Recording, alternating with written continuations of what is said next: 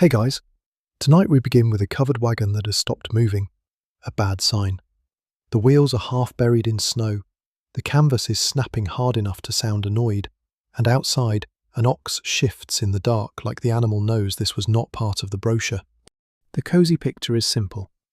A little wagon, a white cover, a family tucked inside while the storm passes over the plains. It almost looks like a tiny cabin on wheels. But the covered wagon was not a cabin. Most of the time, it was a moving storage room, pantry, tool chest, and bed only if weather became rude enough.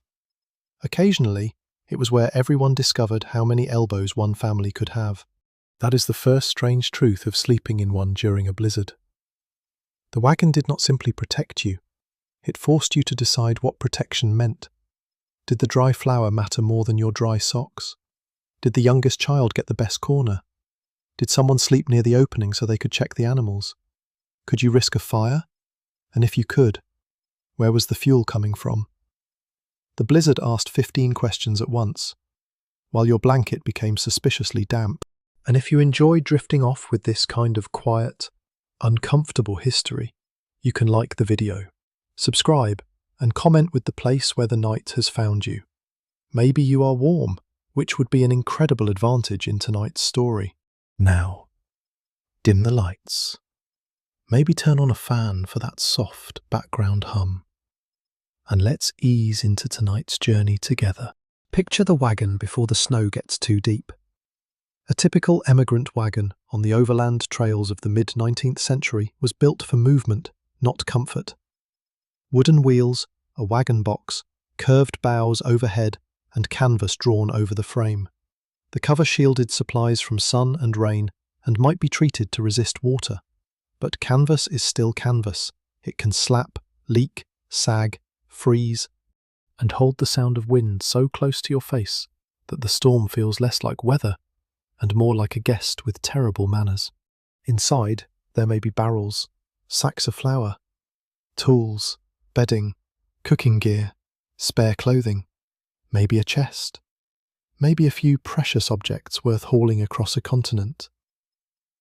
In fair weather, many emigrants did not sleep inside the wagon at all. They slept under it, beside it, in tents or on the ground, because the wagon bed was crowded with survival. But when a blizzard pressed down, all the neat arrangements of travel collapsed inward. The wagon became shelter because there was nowhere better to go. So the family climbs in, or partly in, and rearranges itself around the wagon's little geography.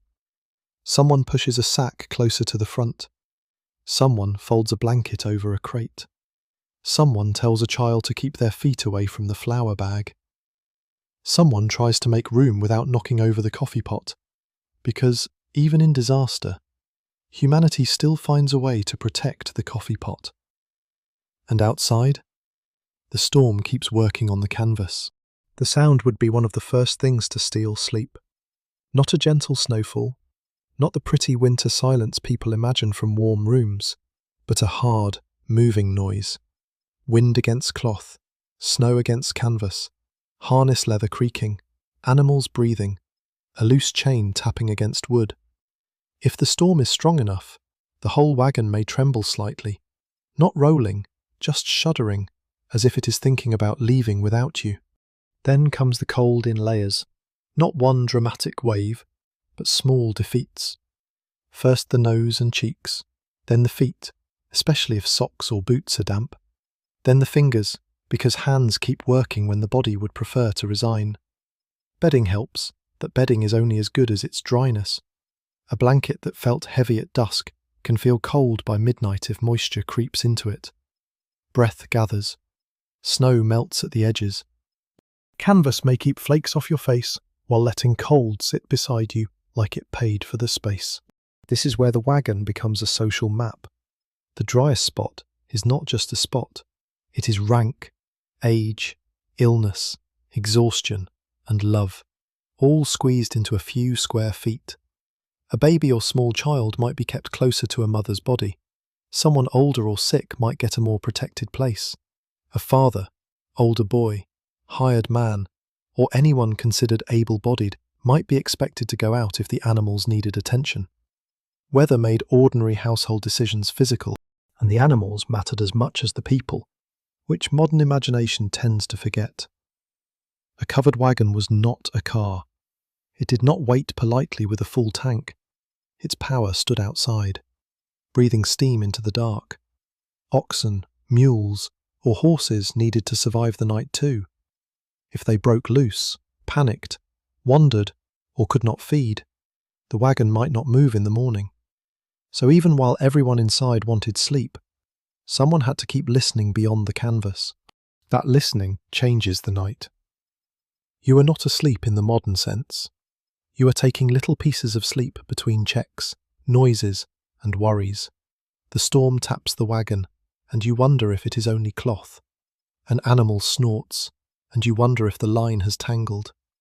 The wind drops for a moment, and instead of peace, it gives you enough quiet to hear how tired everyone is. The fire, if there is one, is no simple rescue. On some parts of the trail, fuel could be scarce. Wood was not always waiting neatly at camp, especially on open plains or exposed country. Families used what they could: wood, brush, dried animal dung in some regions, anything practical enough. But a blizzard can turn fire into wind, wetness, distance, and judgment. A fire too exposed loses heat.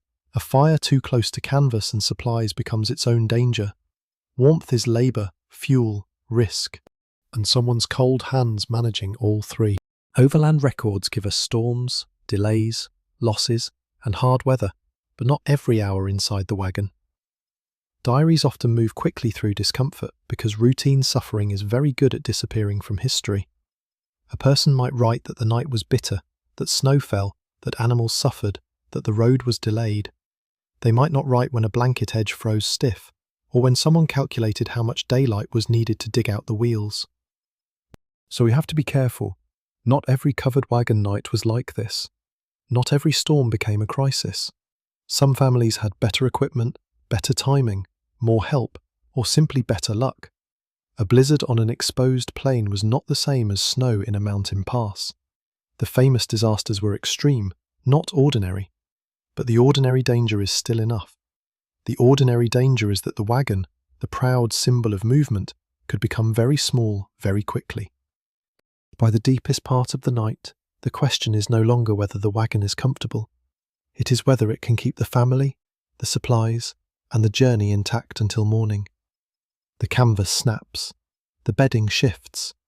Someone's boot presses against a sack of flour. Outside, an animal stamps once in the snow, and everyone who is half awake hears it.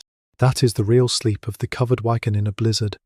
Not a full rest, not a cabin dream, more like a thin shelter full of breath, damp wool, stored food, tired bodies, and the quiet knowledge that when morning comes, the storm may be over, but the road will still be waiting.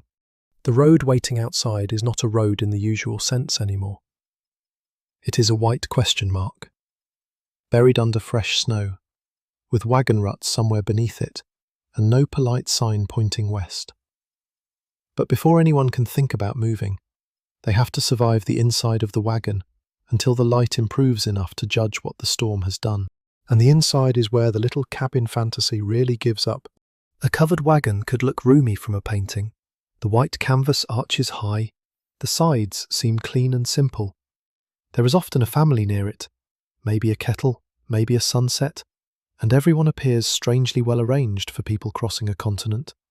But when you put real supplies into that wagon, the space changes.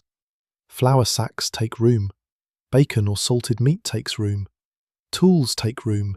Spare clothing, blankets, cooking gear, a water barrel, a box of dishes, maybe a churn, maybe a Bible, maybe a small chest of things someone could not bear to leave behind.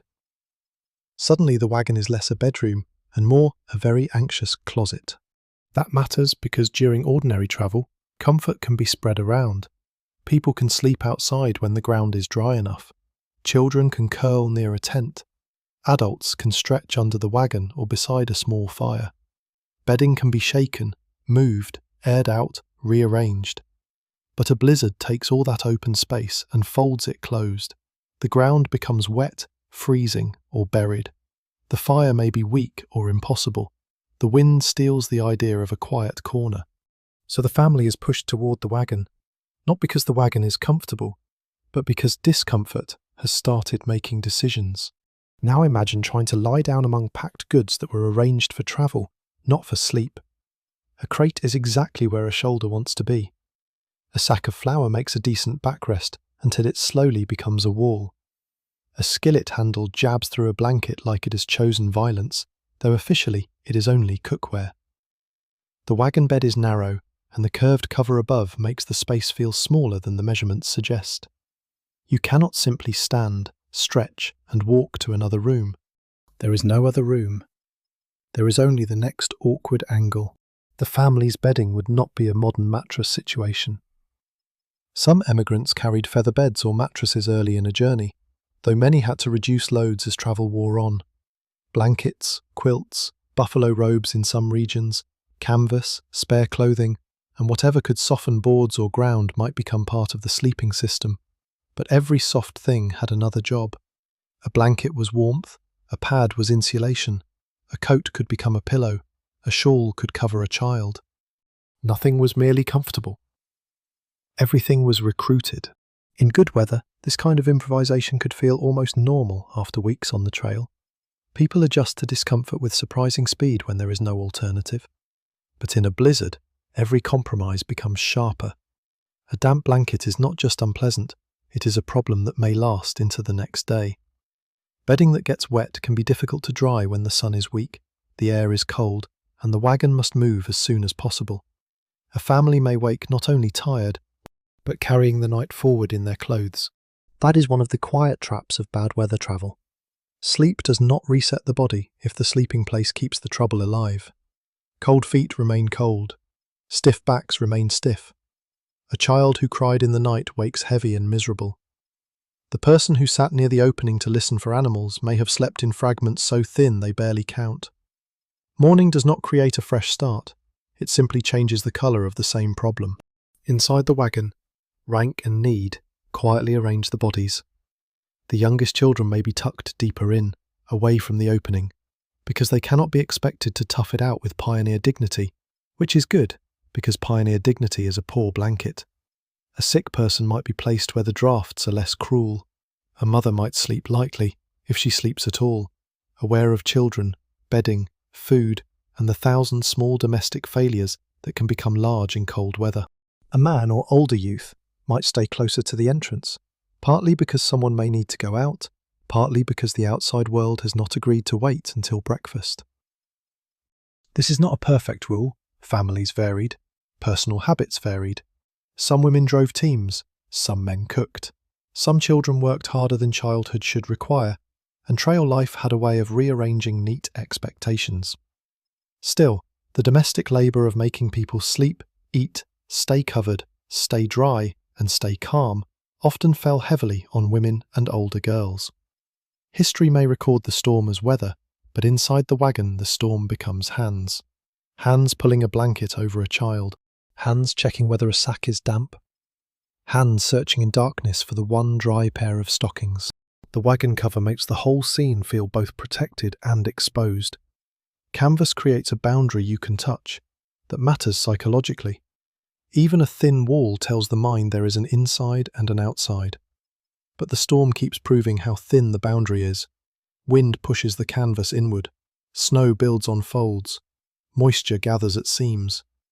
If the cover sags, someone may need to knock snow away or adjust it before weight and wetness make things worse. Shelter is not a thing you possess. Shelter is a task you keep performing. And because the wagon is full of supplies, every movement has consequences. Put your boot in the wrong place, and you may crush something needed later. Shift a sack, and it may block the opening. Move bedding too close to damp canvas, and warmth disappears into wet cloth. Even silence has weight, because people are listening for the next problem. The night becomes a negotiation conducted in whispers and stiff knees. There is also smell, because history is rarely kind enough to remain visual. Damp wool, cold leather, canvas, smoke clinging to clothing from an earlier fire, food packed nearby, human breath in a tight space. Maybe the animal smell that follows harness, hides, and labour wherever the wagon goes. None of it needs to be dramatic, it just needs to be close. The wagon gathers the day's work and holds it near sleeping faces. The strangest part is that the wagon is doing its job. It is keeping the worst of the storm away. It is protecting supplies, giving the family a core of shelter, and turning open weather into something survivable. But doing its job does not make it pleasant. A covered wagon during a blizzard is a compromise that has been promoted to emergency architecture.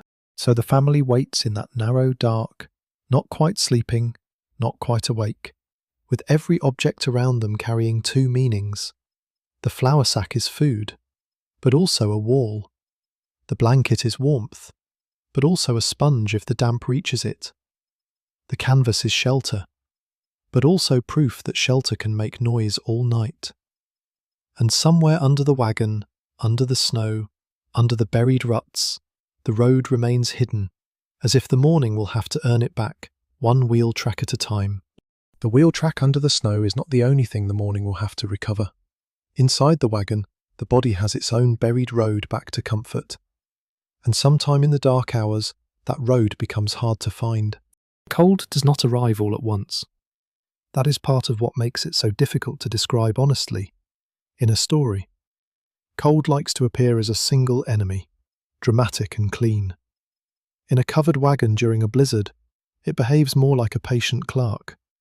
It starts with the edges, toes first, usually, then fingers, then the tip of the nose, then the little strip of skin at the neck where a blanket never quite stays tucked.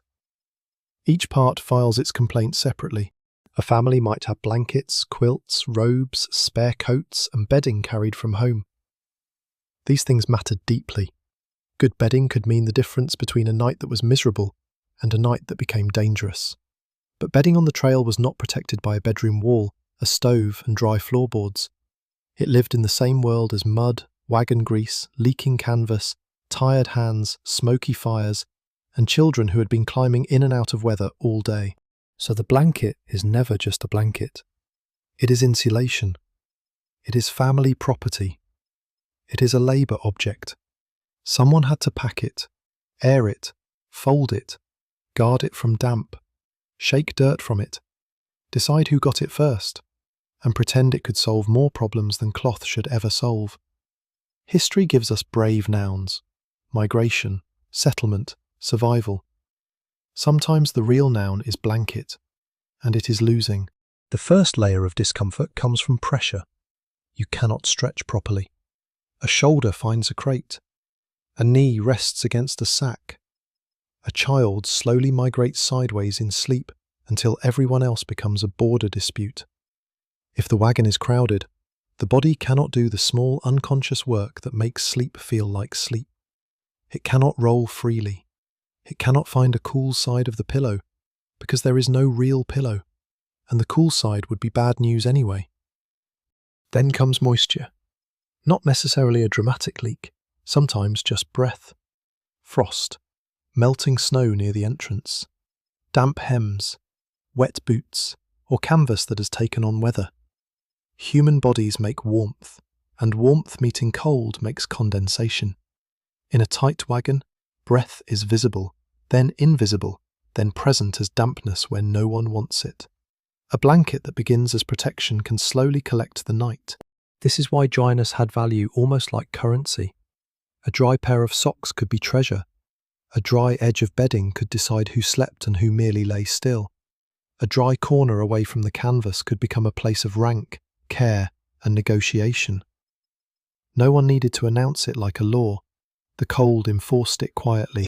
Imagine a mother waking because one child has turned toward the wagon wall, where the canvas breathes cold against the bedding. She pulls the child back, with the practiced half-awake motion of someone who has worked since sunrise.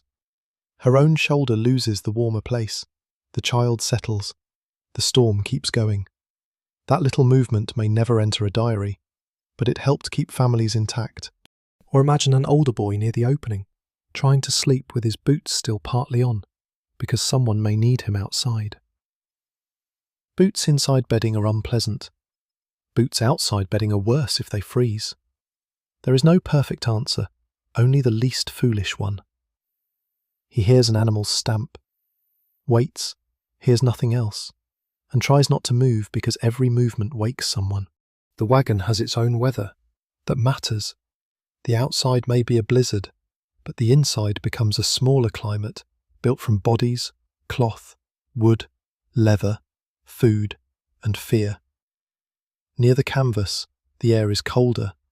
Near the middle, it may be warmer but crowded. Near the opening, there is access and draft. Everyone is sleeping inside a map that keeps changing. And because the body is tired, the mind begins making poor bargains. Maybe if you pull the blanket over your face, your nose stops aching, but then the air grows close and damp. Maybe if you curl tighter, your feet warm slightly, but your back locks into a shape it will complain about at daylight.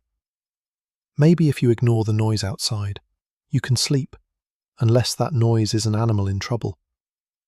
The night does not offer comfort. It offers trade-offs. There is a reason cold weather travel so often becomes a story of small equipment rather than grand courage. A mitten matters. A dry seam matters. A loose boot matters. A blanket tucked under a foot matters. A bit of canvas placed between bedding and wagon board matters. None of these things look heroic.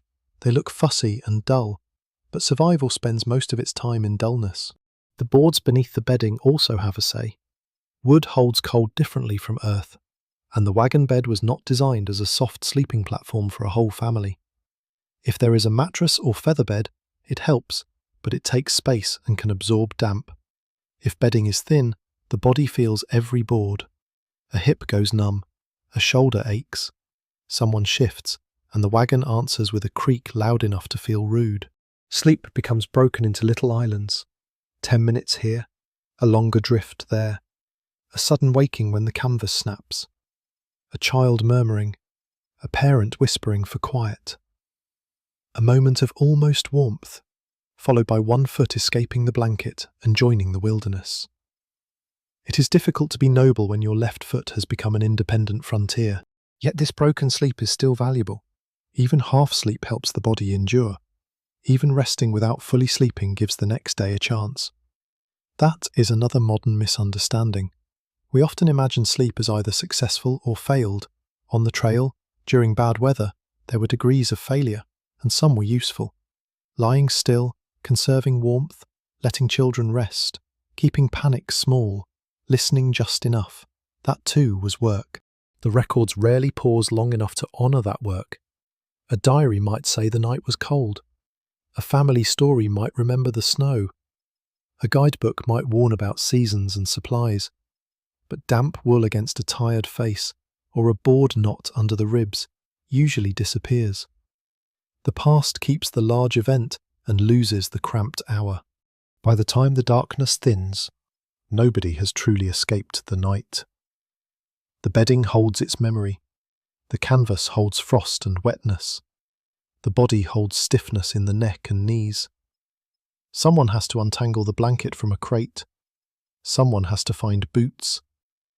Someone has to decide whether the socks are wearable or just cold cloth shaped like hope. And still, for all its failures, the wagon has done enough. It has kept the family together inside one small, weather-beaten chamber. It has held the flour, blankets, cooking gear, tired breathing, and children's soft complaints. It has not given them comfort, exactly. It has given them a place to wait while cold took attendance. Outside, the snow has changed the world. Inside, the damp blanket has changed the morning. Before anyone can find the buried road, before anyone can talk about miles, mountains, or destination, someone has to lift that blanket and feel how much of the blizzard came in with them. The blanket comes up slowly, because nothing in that wagon wants to move quickly. It has weight now, not only from wool or quilting, but from the night it has absorbed. A person can feel the storm in it, not the whole storm, not the open white force outside, but enough of it to understand that canvas was never a wall. And when the blanket moves, the little society inside the wagon has to move with it. This is the part that paintings almost never show. They show the wagon as a symbol of family, courage, westward motion. They do not usually show the politics of a dry corner at 3 in the morning. But inside a storm-stopped wagon, comfort becomes a limited resource, and limited resources have a way of revealing who is expected to give them up. The driest place may go to the smallest child, that makes sense. Children lose heat quickly, complain honestly, and have very little interest in proving anything to history. A baby may be kept close to the mother's body, wrapped inside shared warmth, half hidden beneath a shawl or blanket edge. An older child may be told to curl tighter, stop kicking, keep the blanket down, do not touch that sack, and please stop asking whether it is morning. Near the centre of the wagon, where bodies hold a little warmth, sleep might be possible in pieces. Near the opening, the air is more restless. Cold finds seams, wind noses through gaps. A person lying there is closer to the outside, which means closer to the animals, the snow, the buried fire, the loose harness, and whatever small problem decides to become the main problem before dawn. That place may go to someone expected to respond. Often, that meant an able-bodied man or older boy, though trail life often bent neat rules. Women drove teams, handled animals, repaired clothing, managed food, nursed sickness, and did heavy work. Men cooked, carried children, and failed at domestic tasks. Still, many families carried expectations from the world they had left: protection, authority, domestic care, obedience, childhood. All of it travelled west too, packed beside the flour. So the sleeping arrangement is not random. It is family structure under pressure. The person responsible for children may not get the best sleep, even if she is tucked deeper inside. She hears every small cough. She feels when a child's foot has escaped warmth. She knows which blanket is the driest, which bundle holds spare clothing, which food must not get wet, and which complaint can be soothed before it wakes everyone. Her body may be lying down, but her attention is still working. That kind of labour rarely looks dramatic enough for history. But that is how nights are survived, not through one heroic gesture, but through dozens of small corrections made by people too tired to describe them later. The person near the opening has a different kind of half-sleep. He may keep one ear turned outward. If the animals stamp, he listens. If the wind changes, he listens. If something knocks against the wagon, he decides whether the sound matters. It is exhausted listening, the kind where the mind floats near sleep and then jerks back because a noise has asked a question. The animals outside are part of the room, even when no one can see them. Oxen and mules are not scenery. They are the engine, the hope of forward motion, and sometimes the difference between a delayed journey and a ruined one. If they suffer too much, if they break loose, if they cannot be managed in the morning, the family's dry corner inside the wagon suddenly means less. Shelter for people depends on the bodies standing outside in the storm. This makes sleep morally uncomfortable. You may be warm for 10 minutes because an animal is taking the weather. You may be lying on a blanket because someone else stayed awake to judge whether the team is safe. You may be protected by canvas because earlier in the day someone tightened ropes, checked loads, and decided where to stop. Comfort does not appear. It is transferred, borrowed, and paid for by another body's attention. Inside, class quietly matters too. Not every emigrant family had the same wagon, bedding, clothing, food reserves, or help. A family with more goods might have more blankets, but also less open space. A poorer family might have fewer layers and less margin if bedding became wet.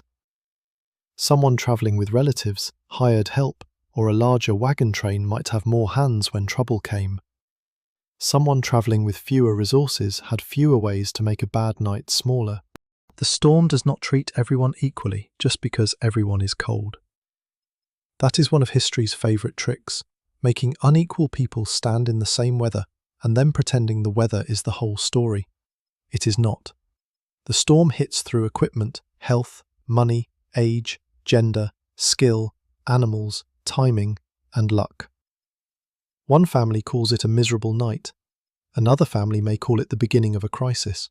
Even within one wagon, age changes everything.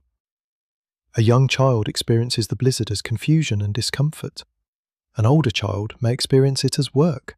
Hold this, stay quiet, help your brother, Do not lose that mitten. Climb out only if told. A teenager may be nearly adult in responsibility, but still a child in fear. The trail did not wait for people to grow up at a reasonable pace. It simply handed them tasks and watched what happened. Illness changes the map again. A cough, fever, weakness, pregnancy, injury, or exhaustion can decide who lies where. The healthiest body may be given the worst spot because it can endure more. The weakest body may receive protection that someone else needs too. These choices are intimate and practical at the same time. They are love measured in inches of blanket. And the wagon keeps making everything awkward. A child needs to urinate. Someone has to decide whether going outside is worse than waiting. A boot is missing under bedding. A tin cup rolls with a small sound. A parent whispers sharply, then softens, because everybody is tired and nobody has enough room to be graceful. The storm outside may be large, but inside, irritation has excellent acoustics. Still, there is tenderness here, even if it is not pretty. A hand finds a shoulder in the dark. A blanket is pulled higher. Someone shifts without complaint so a smaller body can press into the warm place left behind. Someone says, quietly, that morning will come, because even when no one can prove it, the sentence itself is useful. The records may preserve the miles travelled, the snow depth if someone guessed it, the delay, the dead animal, the broken axle, the date. They are less likely to preserve the exact moment when one family silently agreed that the child would get the driest corner and the adult would take the draft. Yet that is where the history lives. The wagon's interior turns survival into arrangement. Who lies where? Who listens? Who moves? Who gives up warmth without announcing it? By dawn, those decisions have shaped the whole night. The blanket has not covered everyone equally. The canvas has not protected every body the same way. The storm has entered through seams, but also through rolls, and as the first grey light begins to show the ribs of the wagon cover overhead, the family can see the inside more clearly. Sacks shifted, bedding crushed, faces pale with bad sleep. One dry corner that was never just a corner. The dry corner was never just a corner, and the animals outside were never just animals. As the grey light grows behind the canvas, everyone inside the wagon begins to understand the same quiet fact. A family might survive the night inside, but the journey survives outside. Standing on four legs in the snow, that is one of the great forgotten pressures of covered wagon travel. The wagon looks like the hero because it is visible. It has the white cover, the wooden wheels, the shape everyone remembers. But the wagon is helpless without the team. Oxen, mules, horses, sometimes a mix depending on family, route, money, and preference. They pulled the weight. They found footing through mud and ruts. They turned stored food and muscle into miles. If they failed, the covered wagon became a decorated box. So while the family has been curled under blankets, somebody has been listening for them. Not listening in a sentimental way, listening practically.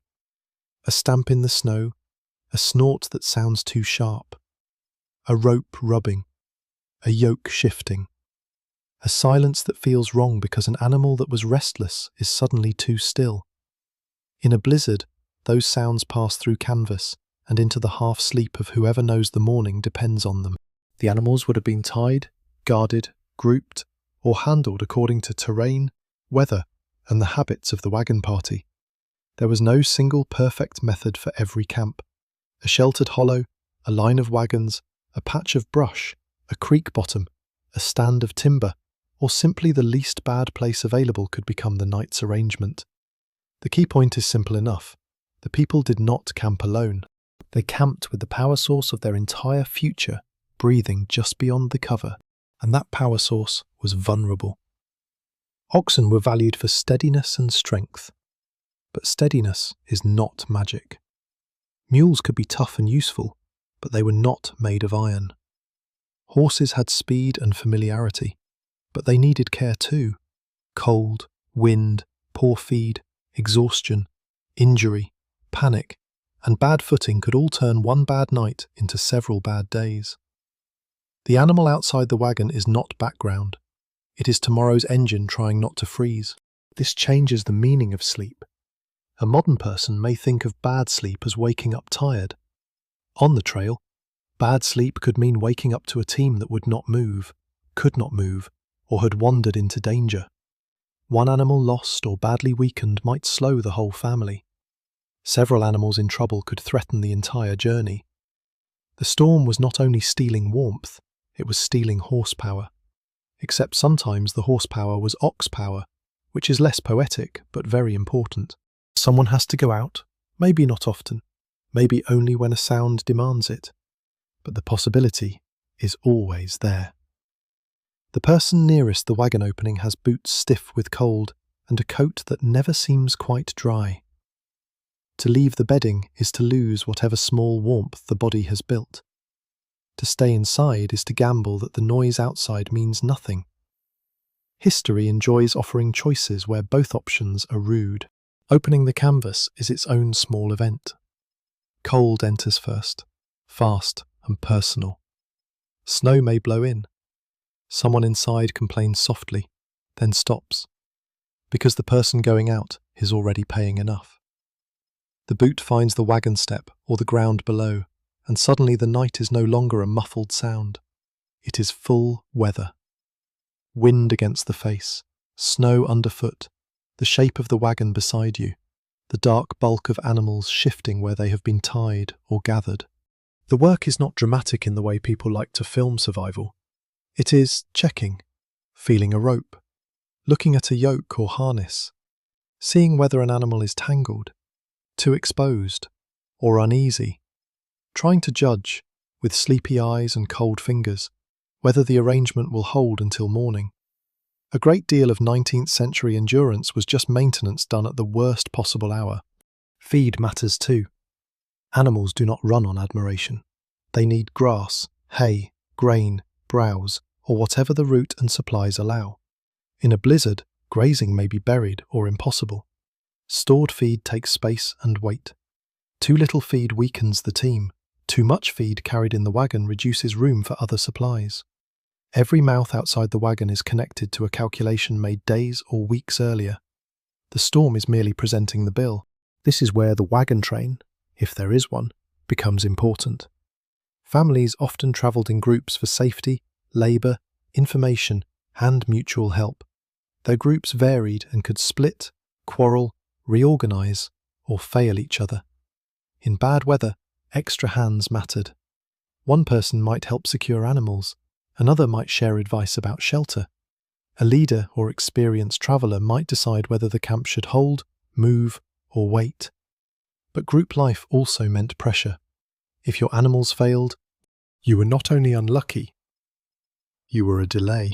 That social pressure could be sharp. A family with weak animals might slow the line. A wagon too heavily loaded might become everyone's problem when snow, mud, or a grade made movement difficult. People could be compassionate, and they could also be exhausted, frightened, and practical. The trail created communities, but not soft ones. Help had limits when every family was measuring its own food, strength, weather window, and distance remaining. Inside the wagon, people know this even if no one says it clearly. The child tucked under the blanket may not understand the full mathematics of animal power, but the adults do. The mother listening from the bedding knows that if the team is in trouble, breakfast, packing, and the day's movement all change. The older boy who went out may return with snow on his shoulders and a short report. They are all right for now. Those 5 words are better than a lullaby. The animals also pull emotion out of hiding. People depended on them, worked with them, cursed them, trusted them, and sometimes loved them in the unsentimental way working people love what keeps life moving. An ox that stands through a storm is not merely livestock, it is patience with hooves. A mule that refuses a foolish move may be annoying until it turns out to be correct, which is the kind of victory mules have always enjoyed. But the records often flatten this relationship. We may read that teams suffered, animals were lost, feed ran low, snow delayed travel. Those are important facts. Still, they do not fully capture the night watch. The human ear tuned to animal breath, the cold hand on a rope, the quick relief when a dark shape shifts and proves it is still standing. By morning, the family's sleep has been shaped by lives outside the canvas. If the animals are steady, the wagon remains a possibility. If they are weak, injured, scattered, or starving, the wagon becomes a burden with wheels. The same snow that chilled the bedding has also covered feed, hidden ground, stiffened harness, and made every future mile more expensive. So the first real question at dawn is not, did anyone sleep well? Almost nobody did. The question is whether the team can still pull, before breakfast, before complaints, before the road is found under the whiteness. Someone has to look at the animals and decide whether the journey still has legs. Before anyone can decide whether the journey still has legs, someone has to decide whether the morning has heat. The animals may be standing, the wagon may still be upright, the family may have made it through the night in pieces, but a cold dawn asks for fire with the calm cruelty of a bill collector. Fire seems simple from a distance. Humans have been making it for a very long time. And by the 19th century, emigrant families were not confused about flame. They knew how to cook, warm themselves, dry clothing, heat water, and manage a camp. The problem was not knowledge. The problem was weather, fuel, time, and the fact that a blizzard does not care how competent your grandmother was with a hearth. At home, fire belongs to a place. A fireplace, a stove, a chimney, a wood pile, a rhythm. On the trail, fire belongs to whatever the land gives you and whatever you were wise enough, lucky enough, or stubborn enough to save. Wood might be plentiful near timber, river bottoms, or certain sheltered areas. In other stretches, especially open plains or exposed country, usable fuel could be scarce. Travellers used wood when they had it, brush when they could find it, and dried animal dung in regions where that was the practical answer. It was not romantic, but history rarely asks permission before becoming practical. A blizzard turns all of this into a test. Fuel may be wet. Snow may cover what little can be gathered. Wind may scatter sparks or flatten the heat. Hands may be too stiff to work quickly. Someone has to leave the wagon, step into the cold, and begin the small, humiliating business of making warmth from stubborn materials, while everyone else waits as politely as hungry, frozen people can. The first fire of the morning is not only about comfort, it is about restoring the camp's machinery. Water may need warming, food may need cooking or at least softening. Children may need something hot enough to convince them that the world has not ended. Wet mittens, socks, and hems may need to be held near warmth without burning them, which is a delicate art when everyone wants the same fire and no one wants to smell like scorched wool before breakfast. And the fire has to be placed somewhere. That sounds too obvious until you imagine the actual camp. The wagon is full of supplies and canvas. The animals are near enough to matter. Snow may be drifting around wheels and gear. The ground may be wet beneath the new snow. Wind may drive smoke directly into faces, because smoke has always had a special talent for finding the person least able to move. A fire too far away gives little heat. A fire too close becomes danger. Warmth is a negotiation with distance. Inside the wagon, the fire is both hope and interruption. The family may hear the scraping and working outside before they see flame. Someone folds bedding back. Someone checks whether anything can be dried. Someone reaches for the cooking things, only to discover that every object has been packed in the least convenient place for a cold morning, which is how objects behave when they have been arranged by a tired person the night before. The smoke arrives as proof that something is happening. Not always welcome proof, but proof. It threads into clothing, clings to hair, mixes with the smell of damp canvas and animals. In a warm, modern kitchen, smoke is a problem. In this camp, a little smoke may be the smell of success. It means there is combustion. It means fingers may thaw. It means breakfast has at least entered the realm of possibility. But nobody should imagine a blazing, cosy campfire with the family gathered neatly around it, glowing like a holiday card. Sometimes the fire would be small, guarded, and fussy. Sometimes it would be just enough to cook and not enough to warm everyone. Sometimes wind would make it mean. Sometimes the fuel would be too precious to waste on comfort when food and water mattered more. A fire can exist and still fail to make anyone feel warm. That is the quiet cruelty of trail warmth. It is not a blanket spread evenly over the camp. It is a small circle that people move around, enter, leave, and share badly because bodies have edges. The person tending it gets smoke in the eyes and cold on the back. The child closest to it may warm one side while the other side stays miserable. Someone holding wet socks near the heat may be accused, silently or otherwise, of taking too much room. The fire gathers people, but it also reveals how little heat there is to divide. Fuel also carries class and planning inside it. A better equipped family may have tools that make gathering and managing wood easier. A larger group may send more hands. A family with more food may afford to stop longer. A family already short on supplies may feel every minute beside the fire as both relief and delay. The same flame can mean recovery for one household and danger for another if the lost time pushes them deeper into bad weather. This is why fire belongs to the larger system, not just the morning scene. Overland travellers tried to time journeys to avoid the worst winter conditions, especially in mountains and high passes, because bad weather did not create one problem, it multiplied problems. A storm could wet bedding, weaken animals, bury fuel, delay travel, damage gear, reduce food margins, and turn ordinary tasks into slow labour. Fire was one answer, but never the whole answer. The person tending it knows this without turning it into a lecture. He or she sees the small flame and measures it against the day. Can the bedding dry at all? Can the children eat? Can the animals be fed? Can the wagon be dug out? Can the road be found?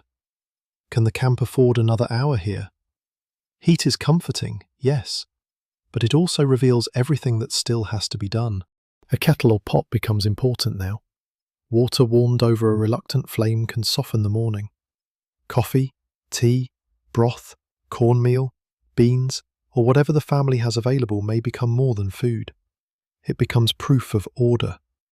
The camp has not fallen into pure storm. Someone is cooking, someone is serving, someone is making the day begin, which is not a small thing when the world looks erased. Again, the labour often hides in plain sight. Starting the fire, feeding it, cooking over it, drying clothing, managing children around it, keeping sparks away from canvas, protecting food from snow, cleaning what can be cleaned, and packing everything again afterward. These tasks do not sound like drama, but they are the bridge between night survival and daytime movement. A wagon train could not live on courage. It needed hot water, dry hands, and somebody patient enough to coax breakfast out of cold air. The records may say the party camped, snowed in, delayed, moved late, found little fuel, or suffered from cold. They may not pause over the person crouched beside a smoky flame, trying to make damp kindling behave while the wagon cover snaps overhead. Yet that crouching figure belongs at the centre of the story. The blizzard has not ended when the fire starts. It has simply changed form, becoming smoke in the eyes, a wet sleeve held near heat, and the hard question of how much warmth a family can afford before the road demands them back. The road demands them back, but the body makes its own demands first. After a blizzard night in a covered wagon, hunger does not arrive politely. It comes mixed with smoke, stiff fingers, damp sleeves, and the slow realization that breakfast is not a pleasant pause. Breakfast is an argument with the weather. Inside the wagon, food is close and far at the same time. Close because it is packed around everyone. Flour, meal, beans, bacon, dried fruit if the family has it, coffee, perhaps a little sugar, salt, maybe something saved for sickness or children. Far because every item is buried under the logic of travel. The thing you need is behind the thing that cannot get wet, beneath the thing someone slept against, beside the tool that somehow moved during the night. A hungry person can be surrounded by food and still need 10 cold minutes to reach it, which feels like a joke written by a wagon. The family has to choose what kind of meal the morning can afford. A full cooking effort takes time, fuel, water, patience, and hands that can still grip. Something simple may be better. Warmed leftovers, coffee, a bit of bread if there is any, cornmeal or flour worked into something quick, bacon if it can be spared and cooked. But nothing is effortless. Even opening a sack with stiff fingers becomes a small project. Tying it closed again matters too, because spilled flour in a wagon is not only mess, it is lost food, and lost food is future hunger wearing white powder. This is where the blizzard reaches into the pantry. Snow outside can make water seem abundant, but snow is not the same as usable water. It has to be melted, and melting snow takes fuel. Cold can harden fats, stiffen dough, freeze containers, and make every motion slower. A pot that would be ordinary at home becomes an object of attention. Where is it? Is it clean enough? Can it be set near the fire without tipping? Does the wind keep pushing heat away from it? The morning meal begins to look less like cooking and more like negotiation conducted with smoke. A hand reaches into a sack. The fingers do not quite obey. They are not frozen in the dramatic sense, just clumsy, sore, and slow. The thumb cannot feel the knot properly. Someone says, quietly, not to spill it. Someone else says they are trying. A child asks if there is coffee, as if children have any business worrying about coffee. And the adults may almost laugh, because even the smallest people understand that hot liquid has become hope. Coffee deserves its own little place here. Not because every family had endless coffee or because coffee solved anything, but because hot drink changes the spirit of a camp. A cup held between hands gives heat directly where the body needs courage. It also says that routine has survived. The night tried to turn the wagon into a cold storage box full of breathing people, and now someone has produced a familiar smell. That matters. Humans are very brave after one warm sip, sometimes for almost 3 minutes. Food also exposes who has been working while others slept. Someone has to scrape together the meal. Someone has to manage the fire. Someone has to keep children from stepping into the worst patch of slush or knocking over the pot. Someone has to judge whether the animals need feed before the humans eat properly. These choices are not abstract. If the team is weak, the animals may come first. If a child is crying from cold and hunger, the order may change. Survival is rarely noble. It is usually a line of impatient needs, all claiming to be first. Women's work often becomes central here, though not in a neat or exclusive way. On many emigrant journeys, women cooked, managed domestic supplies, cared for children, nursed illness, mended clothing, and tried to preserve household order in conditions that made order almost comic. Men and older boys might gather fuel, handle animals, dig out wheels, or cook when needed. Real families were practical, but the work of turning stored supplies into a morning that people could survive often leaned heavily on the same hands already tired from the night. A diary might say breakfast was made. That little sentence can hide a woman kneeling near smoke with cold fingers and no private room in which to be exhausted. Class rides inside the breakfast too. A family with better stores may have more choices. A poorer family may have little margin, especially if flour is damp, bacon is low, or fuel is scarce. Some may carry more equipment for cooking, others rely on simpler tools and harder improvisation. A storm does not only ask whether people are tough, it asks what they packed, what they could afford, what they had already used, and how much bad luck their supplies could absorb. Even food texture changes in this kind of morning. Bread may be hard, bacon may be stiff, beans may be impossible unless already cooked or soaked. Cornmeal can be turned into something filling, but filling is not the same as delightful. A tired family may eat food that is smoky, unevenly warmed, half-scorched, under-seasoned, or simply cold. No one is reviewing the meal. The standard is lower and more serious. Does it put strength back into the body? Children remember such food differently from adults. A child might remember the smoky taste, the sting of cold hands around a cup, the unfairness of a small portion, or the way snow kept blowing into everything. An adult might remember the calculation behind it, how much flour remains, how far to the next resupply, whether the storm has cost a day, whether the animals can pull, whether someone is beginning to cough. The same breakfast sits in two histories at once, one made of sensation, the other made of arithmetic. And always there is the wagon itself, waiting to be repacked. That is the cruel trick. Every object used for breakfast must be returned to travel order. The sack tied, the pot cooled or cleaned enough to move, the cup found, the food covered, the bedding lifted away from supplies, wet things placed where they might dry, if drying is possible, the fire managed so it does not endanger camp, the animals checked again. The meal is not finished when people stop eating. It is finished only when the camp can become a wagon train again. The records may give this morning one sentence, if that. Snowed hard. Cold breakfast. Delayed by storm. Moved late.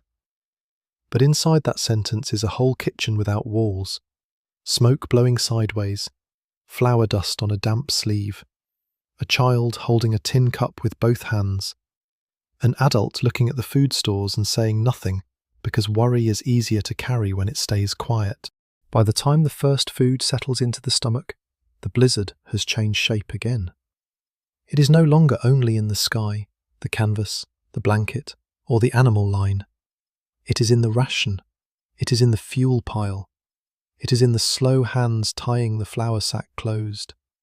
It is in the question nobody wants to ask too loudly. If one storm can make breakfast this hard, what will the day cost before night comes back? The question hangs over the camp while breakfast settles badly and the fire burns down into a smoky little argument with the snow. If one storm can make breakfast this hard, what will the day cost before night comes back? That is the moment when the blizzard changes meaning. Until now, it has felt like weather. Brutal weather, yes. Loud canvas, damp bedding, cold fingers, restless animals, smoke in the eyes. But by the 8th or 9th hour of being stopped, the storm is no longer only something falling from the sky. It has entered the system. It is inside the schedule, food supply, animals' strength, family mood, and wagon train's patience. The blizzard has become an organizer.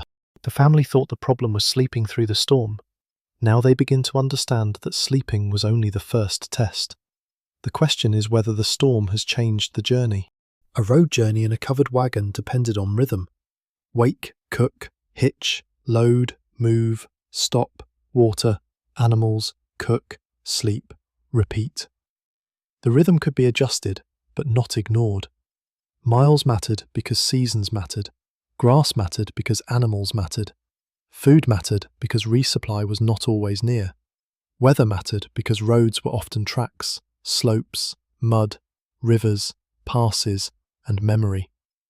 A storm did not need to destroy anything to be dangerous. It only needed to interrupt the rhythm. One lost morning might sound small from comfort. On the trail, a lost morning could push the family into worse ground later in the day. A lost day meant food used while standing still. Several lost days could weaken animals, shrink food margins, or trap a party near a place they meant to pass quickly. Delay is not empty time. Delay eats. So people begin counting without necessarily speaking the numbers aloud. How much flour is left? How much feed? How far to better shelter? Timber? Water? Grazing? Or a known stopping place? Has the storm covered the track so badly that the group will move slowly even if animals can pull? Is the snow deep enough to make wheels drag? Will mud come after thaw? Because winter has a sense of humour, and it often begins with snow and ends with wheels sinking into something worse. The wagon itself becomes part of the calculation. Heavy loading was already a problem. Families sometimes had to leave objects behind when weight became too expensive. In a blizzard, every pound begins to feel personal. The chest that seemed necessary back home now asks to be pulled through snow. The extra cookware has opinions. The sack of food is both burden and survival.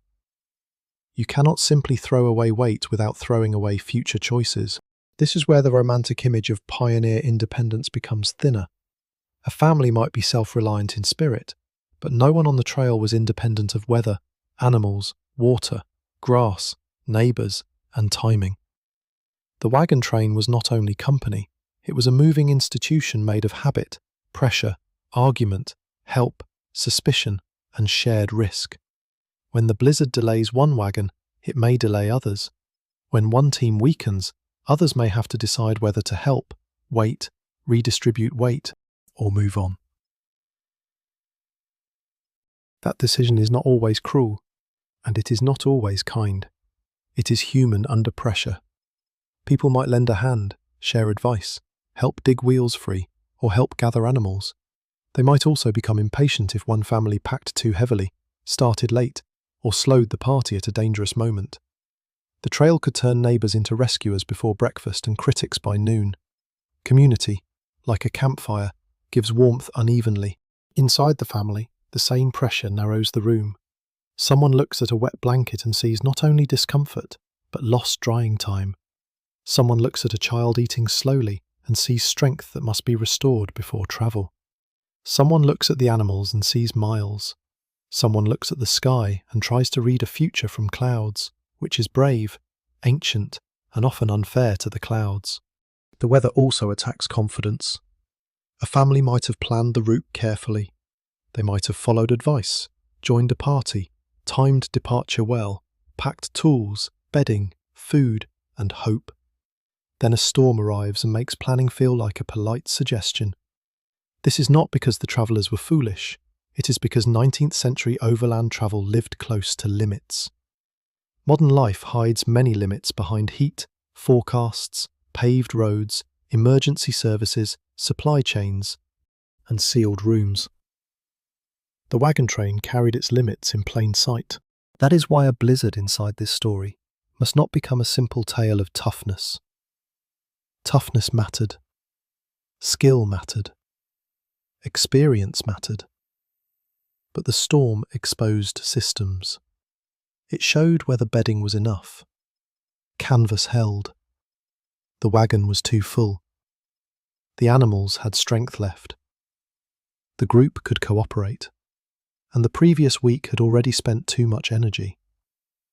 Weather revealed the truth of decisions made before the first snowflake arrived.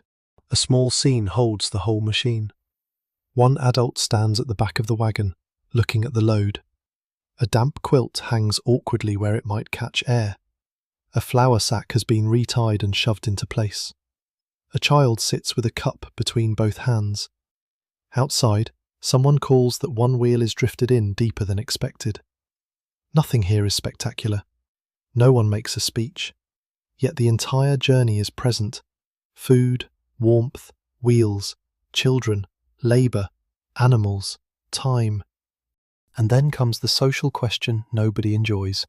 Who decides?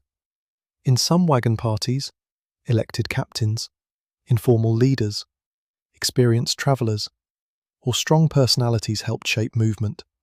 In families, authority might lie with a father, husband, elder, or whoever had the knowledge the moment required. But bad weather has a way of redistributing authority. The person who can coax a fire matters. The person who can read an animal's condition matters. The person who knows where the dry clothing is matters. The person who can calm a child matters. Survival creates temporary experts. This is another source of tension. Official authority and useful knowledge are not always the same thing. A man may decide the wagon should move, but a woman may know the bedding is too wet, the child too weak, the meal unfinished, the food not packed safely. A leader may want the train moving, while the teamster knows the animals need rest. A confident voice sounds good until the wheel meets snow, then confidence must negotiate with physics. The blizzard therefore turns sleep into evidence. The poor night explains the slow morning. The slow morning threatens the day's miles. The threatened miles pressure food and animals. The pressure creates arguments or silence. The silence settles into the wagon beside every object. This is the chain the title hides. Sleeping in a covered wagon during a blizzard was not really about whether you were comfortable. It was about how one bad night could bend the whole journey.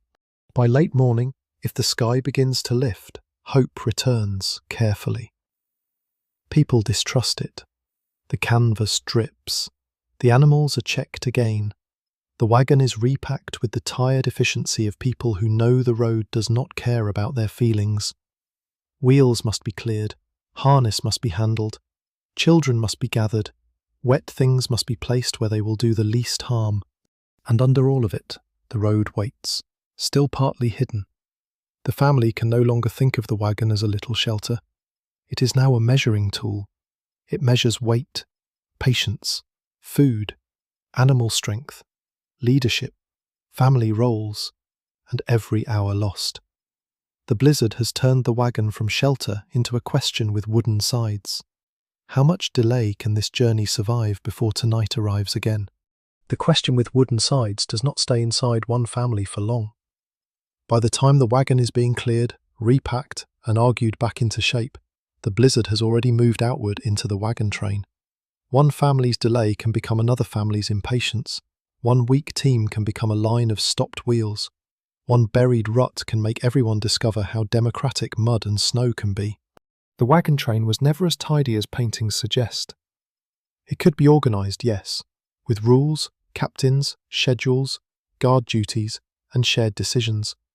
It could also be messy, temporary, tense, and full of people who had different animals, different loads, different skills, and different opinions about what counted as reasonable. Put all of that into a blizzard morning, and suddenly the trail has its own little government, with snow as the opposition party. Leadership mattered because movement had to be coordinated. If one wagon started too early and bogged down, it might block others. If the whole party waited too long, the day's miles disappeared. If they pushed forward while animals were weak, the damage might cost more than the delay. Someone had to judge the weather, the ground, the teams, the distance, and the mood. That is a lot of authority for people who slept badly. The leader, official or informal, faced a problem that has followed groups forever: slow families and frightened fast ones.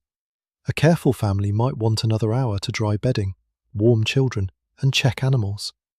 Another family, with stronger teams or less patience, might want to move before the snow softened into deep mud.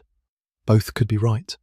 Real history often refuses to give everyone one obvious fool to blame. A blizzard exposes the unfairness already travelling with the party. Some wagons are heavier. Some teams are weaker. Some people are ill. Some families have more children, fewer adults, less food, or less experience. A family that seemed perfectly capable in good weather might become vulnerable when wheels sink, oxen tire, and a child cannot stop coughing. Weather does not create all inequalities. It simply makes them harder to politely ignore. Imagine the line of wagons waiting while one wheel is dug out. Men and older boys may be pushing, lifting, shoveling, coaxing animals, or giving advice, a traditional activity, especially when someone else is doing the hard part. Women may be packing damp bedding, holding children back from the animals, checking food, adjusting clothing, and listening to the rising tone outside. A child stands where he has been told not to stand, because children have a gift for finding the worst possible patch of ground. No one has enough spare energy for elegance. A shouted instruction cuts through the cold. A teamster snaps back. Someone says to lighten the load. Someone else says there is nothing left that can be spared. Every object has a story. But snow does not care about stories. It only knows weight. Throwing things away was one of the hard realities of overland travel, when loads became too heavy. Furniture, tools, books, dishes, clothing, even family keepsakes could become obstacles measured in pounds. In good weather, an object might represent memory. In bad weather, it might represent an animal's strain, another hour lost, or one more wheel sinking into cold ground. The trail was a harsh editor. It cut sentiment for length. A blizzard makes that editing crueler. The family may need blankets, food, cookware, tools, and spare clothing more than ever. Yet the same storm makes weight more expensive. Keep the bedding, because the night was terrible. Keep the food, because delay eats. Keep the tools, because wheels and harness need repair. Keep the chest, because inside it are letters or pieces of home. At some point, the wagon box becomes a courtroom and every object is on trial. This is where social pressure becomes quiet and sharp. Other families may watch what is kept and what is thrown aside. They may judge a household that packed too much. They may pity a woman watching a chest abandoned in snow. They may resent the delay. They may help lift a crate and still think unkind thoughts while doing it. Cooperation and judgment often travel together. They are not enemies. They are siblings with cold hands. The wagon train's discipline also had practical reasons. Animals needed spacing. Wagons needed order. People needed to know who was ahead, who was behind, where to stop, when to guard, how to handle crossings, and what to do if weather worsened. During a storm delay, rules were not decorative. They kept a moving camp from dissolving into separate, frightened households. But rules also had limits. A captain could announce a plan, but he could not make exhausted oxen strong by speaking confidently. He could not command snow to uncover the road. He could not make wet bedding dry faster or persuade a sick child to become convenient. Authority on the trail always had to negotiate with bodies, animals, supplies, and landscape. That is a useful lesson, and also a frustrating one for anyone who enjoys being in charge. There may be arguments over whether to move at all. If the sky is clearing, waiting feels wasteful. If the wind is still rising, movement feels foolish. If a pass lies ahead, delay may be dangerous. If open ground lies ahead, moving into exposure may be worse.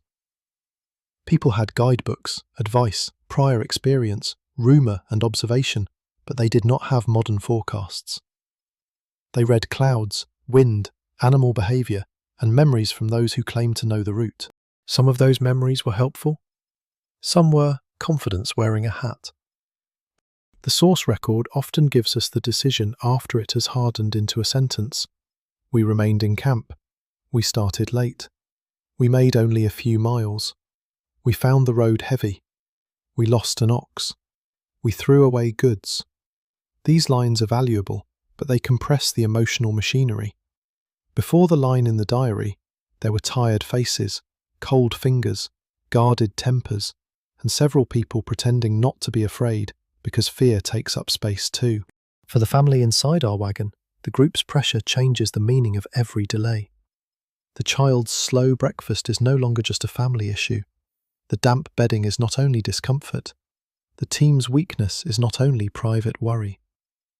The wagon sits among other wagons, and that means every household's trouble has an audience. Privacy becomes thin on the trail, especially when snow has stopped everyone in one place. Still, the same group pressure can save people. Extra hands at a wheel, shared fire, advice about a better campsite, a spare rope, help with animals, a warning shouted before a wagon tips or a team bolts. In bad weather, the wagon train could become a net. Not a perfect net, not a gentle one, but better than being alone in a white country with a stalled wagon and no one close enough to hear. By afternoon, if the party moves, it moves differently than it did before the stall. The line is slower. The animals are watched more closely. The drivers test the ground. The wheels complain. The people inside the wagons feel every jolt through tired bones. Nobody has forgotten the night. The blizzard is no longer falling, perhaps, but it has become discipline, delay, judgment, help, and the new silence between families who know exactly whose wagon held everyone back. And as the wheels begin to cut fresh tracks through snow, the covered wagon proves once more that it is not a private shelter. It is part of a moving society. Its canvas may hold one family's breath, but its wheels answer to the whole line. The wheels answer to the whole line, but inside the wagon, the smallest bodies answer to the cold first. Children do not experience a blizzard as a system. They experience it as wet socks, a hard board under the hip, a cup that is too hot to hold and still not hot enough to fix anything. and adults speaking in the careful voices they use when they are trying not to frighten anyone. A child in a covered wagon during a storm is both protected and exposed. Protected because adults will usually give up space, warmth, and patience to keep that child alive.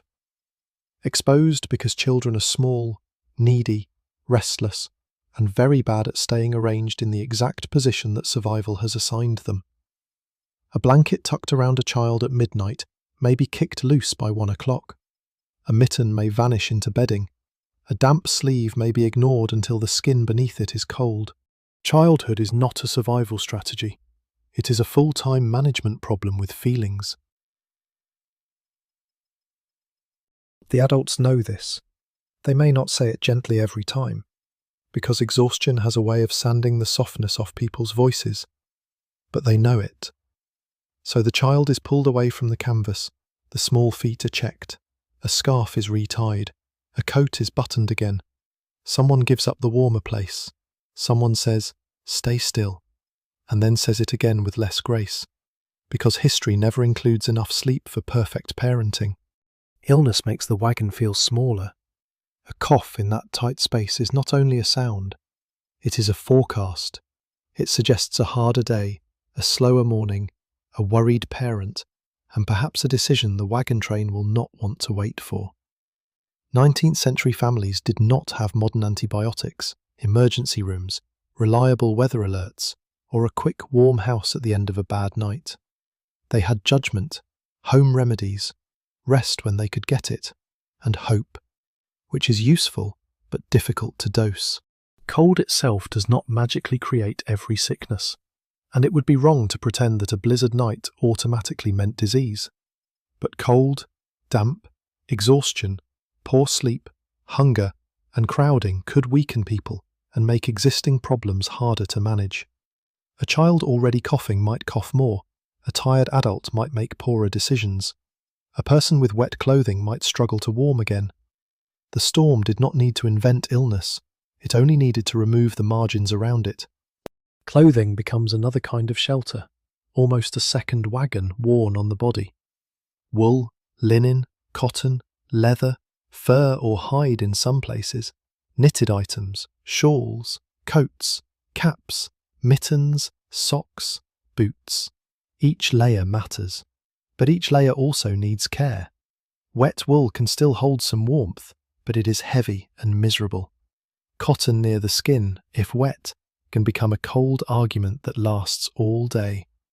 Leather stiffens, boot soles leak, buttons fail, laces freeze or knot. A missing mitten becomes a family event, and clothing has to be dried, repaired, sorted, and assigned. That means labour. A sock does not become dry because everyone agrees it should. It has to be placed near heat, watched so it does not scorch, turned, moved, and then given to the person who needs it most. A torn seam has to be mended before it becomes a larger opening for cold. A child's sleeve has to be checked because children are excellent at carrying weather into places adults forgot to inspect. This is where women's work, and often girls' work, becomes so central that the story can miss it precisely because it is everywhere. Cooking, mending, nursing, washing when possible, drying clothing, managing bedding, keeping children covered, packing and unpacking domestic objects, remembering where things are, noticing who looks too pale, who has eaten, who has not, whose socks are wet, whose temper is close to breaking. These tasks are not background, they are the operating system. Men and boys worked brutally too, of course. They handled teams, dug wheels, gathered fuel, repaired gear, stood guard, drove in bad weather, and took risks outside the wagon. Trail life did not divide neatly into soft work and hard work. It divided into work that records often noticed and work that records often swallowed.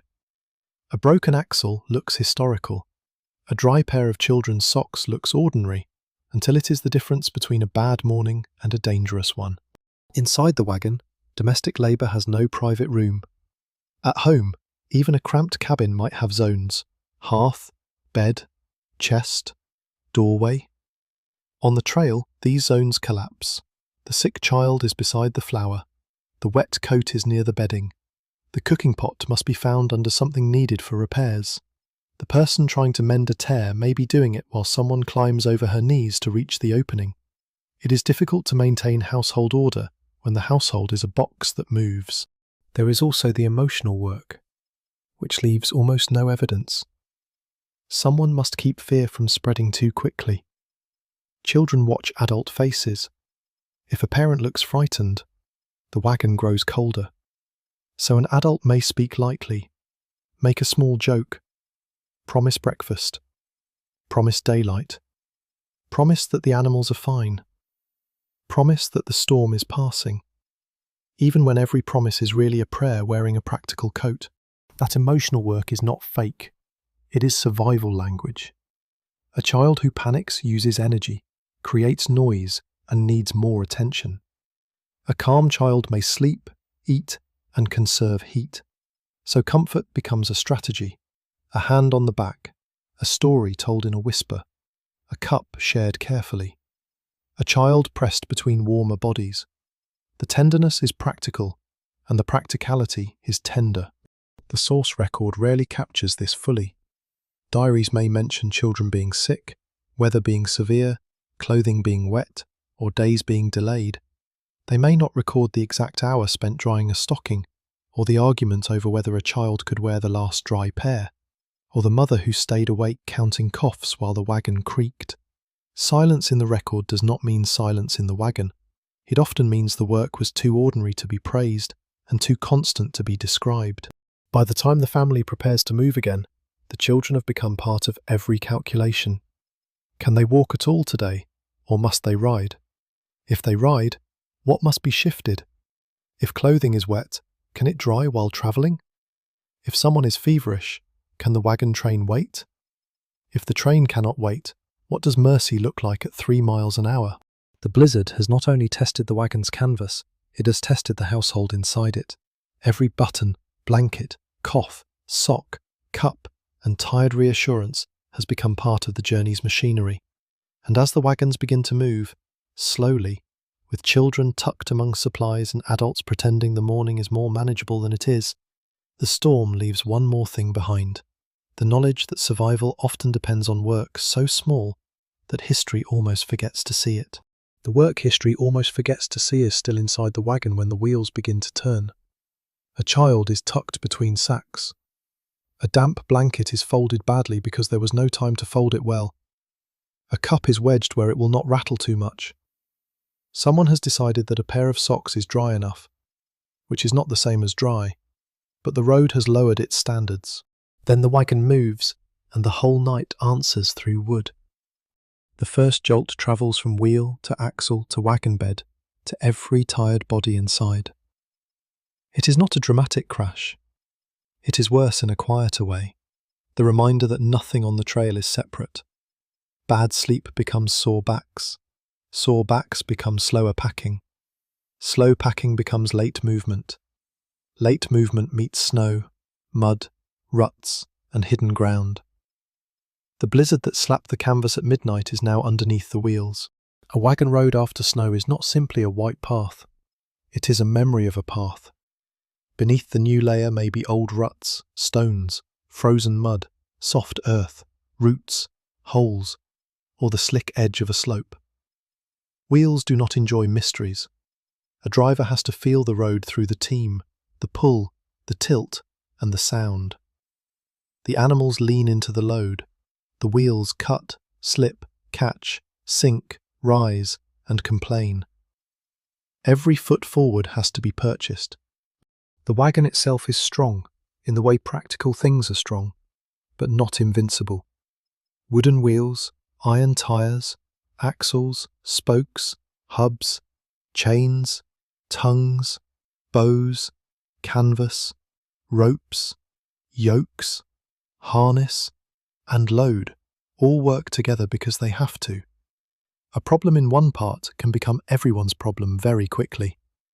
A cracked spoke, a strained axle, a loose tire, a broken tongue, a shifted load, a torn cover, or a tangled line can turn progress into a roadside workshop with snow for flooring.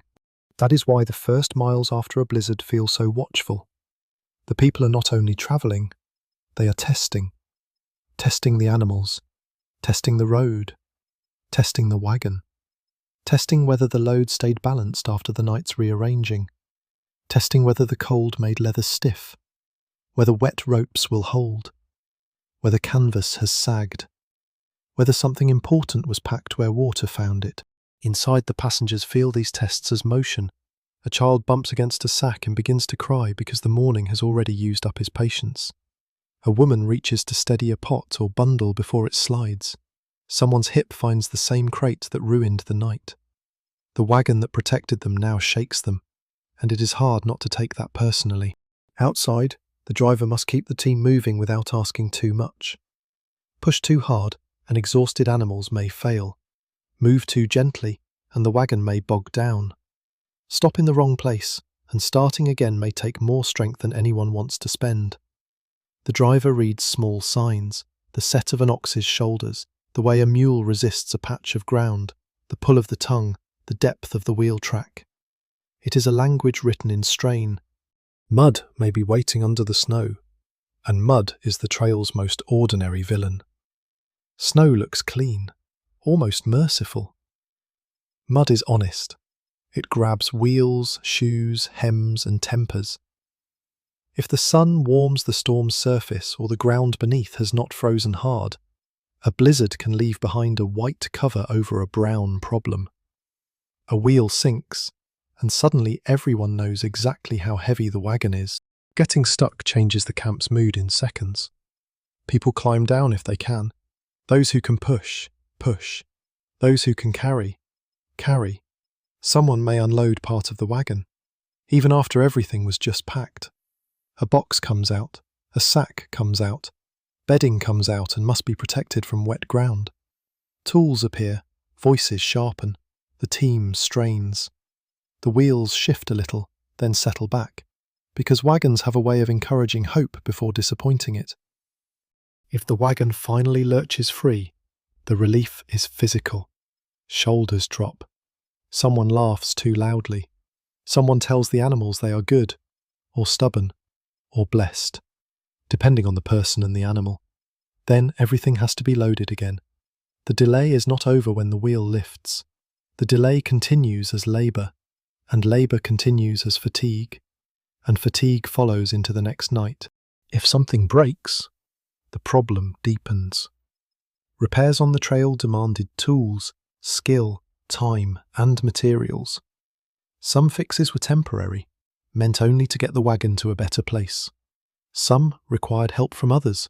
Some forced hard decisions about load, route, or delay. A broken wagon is not just a mechanical failure. It is a shelter problem, a food problem, an animal problem, and a social problem. Wearing wood and iron, the records may mention these failures in brief phrases. Road bad, wheel broke, delayed, had to unload, made few miles. Again, the words are useful, but they are too small for the scene. They do not show the person holding a cold tool with numb fingers. They do not show a child standing in snow beside bedding that must not touch the mud. They do not show the driver's face when the same wheel sinks for the second time. The fear of being stuck is different from the fear of cold. Cold presses on the body. Being stuck presses on the future. If the wagon cannot move, the family is not merely uncomfortable. It is consuming food in place, tiring animals in place, delaying the group in place, and waiting for weather to decide what kind of mercy it feels like offering. A wagon was built to move. When it cannot, every object inside becomes heavier. By late day, even if the party has managed a few miles, those miles may feel borrowed rather than earned. The wheels have cut through snow and mud. The animals have spent strength they did not fully regain. The people inside have been shaken into new aches. Wet things remain wet. The sun, if it appeared, is already thinking about leaving. And as evening begins to gather around the wagons, the family understands the cruelest part of the storm's aftermath. Surviving the night did not end the blizzard. It only moved the blizzard into the road. The wheels, the animals, the tools, and the slow fear that the next place they stop may not be a campsite by choice. The next place they stop may not be a campsite by choice. And that is the sort of sentence a diary might reduce to almost nothing. Snow deep, road bad, camped early, teams tired.